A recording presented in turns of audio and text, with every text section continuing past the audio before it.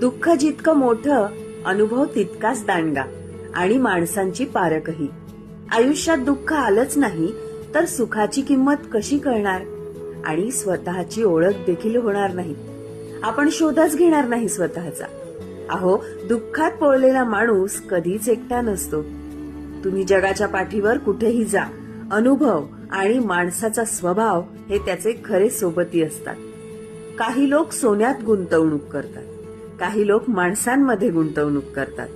परिस्थिती आली की सोनं मोडावं लागतं आणि माणूस मोडून पडला तर हीच जोडलेली माणसं आधार होऊन जीवाला जीव लावतात.